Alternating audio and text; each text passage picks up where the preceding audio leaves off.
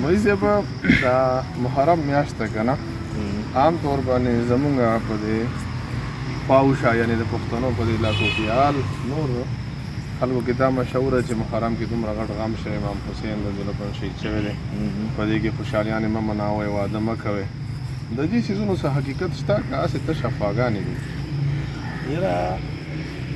تا ډېر ښه سوال وکړو دا خو دې حالاتو سره ډېر سمې خو ځکه چې نن یکه محرم دی او بلکې دې نه مخکې به تاسو دا وایم یکه محرم دی مبارکي هم پکار ده چې خلکو ته پته ولګي چې دا یو مبارک کال دی یو مبارک میاشت ده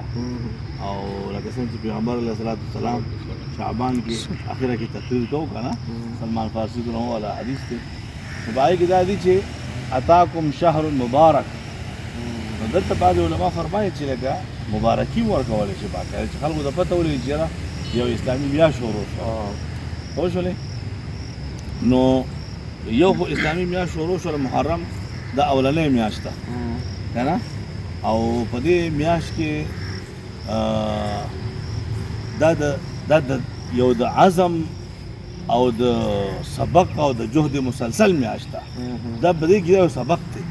که تا خیالي محرم که تاریخ مقرر شوی دی دا د هجرت تاریخ مقرر شوی دی هجرت څه و هجرت دا و چې خلک مسلمانان تنګ وو د هغې هجرت وکړو چې یاره مونږ یو خپل حکومت جوړ کړو د خپل ایمان حفاظت وکړو خپل ملګري ډېر کړو د خدای پاک په مدینه منوره کې یو اسلامي سټیټ جوړ کړو پوه شولې د دغه حوالې سره محرم کې وروسته دغه مسلې شوې وې چې حضرت حسین رضی الله تعالی عنه د شهادت نو حسین رضی الله تعالی عنه زموږ د سر تاج دی ځکه چې سیدا شباب اهل جنت نو په هغې کې د چا شک دی څه مسله ده خو څوک مناول په شهید باندې څوک مناول دی یو صحابي و د هغې بچي وفات شو که نه نو خلک ورته راغله زنانه ورته راغلې نو هغې ورته وایي که تاسو ما ډېر راغلی وې که تاسو ما ته راغلي دې دپاره لتهنئنني که تاسو ما ته مبارکبادي راکوئ نو بیا خو صحیح ده او که تاسو ما له غمرازۍ راغلي نو بیا زه باندې غم ضرورت نشته او شهید شوی دی شهید خو زنده دی جمدی دی نو چې جمدی نو بیا څوک ته څه ضرورت دی بل دې کې خلک اکثر دغه کوي یار چېرې نکاح پکې نه کېږي نو که نکاح په دې وجه باندې کېږي چې شهدا شوي دي ځکه نکاح نه کوو نو داسې په هره میاشت کې شهدا شوي دي خامخا بیا به ټول کال کې خلک دغه نه کوي ودونه نه کوي او بلکې سیرت کې دا هم راغلی دي چې د فاطمه الزهرا او د علي رضی الله تعالی عنه چې کومه نکاح وه هغه په محرم کې شوې ده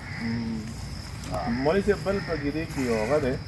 چې لسم محرم باندې خلک کوزي وړي اوبونه ډکې کړي او په قبرونو اوبه اړوي چې هله په دې ورځې قبرونه تږي دي او فلانې ډنګرې د دې څه حقیقت دا خو داسې ده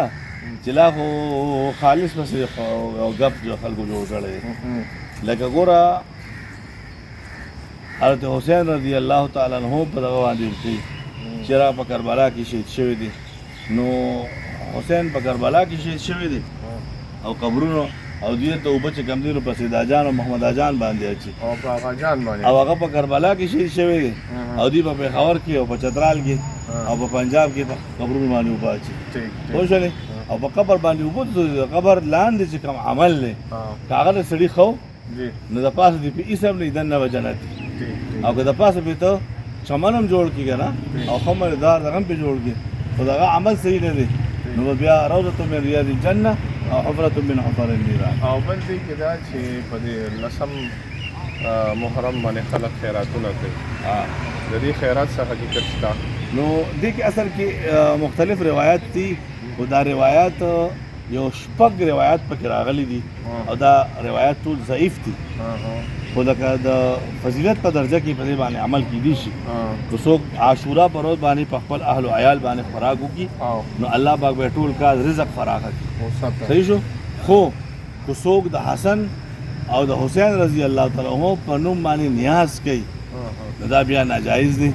هغه د غیر الله نیاز دی هغه بیا خوراک نه پکار او هغه سړي ښه وسعت سره خوراک دلی سره خوراک وکړي او که سړی صرف د لسم محرم روژه ونیسي یو لسم یا نهم ورسره ونه نیسي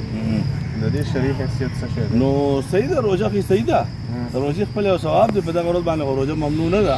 خو د پیغمبر علیه السلام چې کوم خواهش او کومه تمنا وه د هغې مطابق نه دی نو سنت دا دی چې یا ورسره رحم ونیسي یا ورسره لسم جزاكم الله خيرا كثيرا واحسن الجزاء ګلکاري پکې وکړي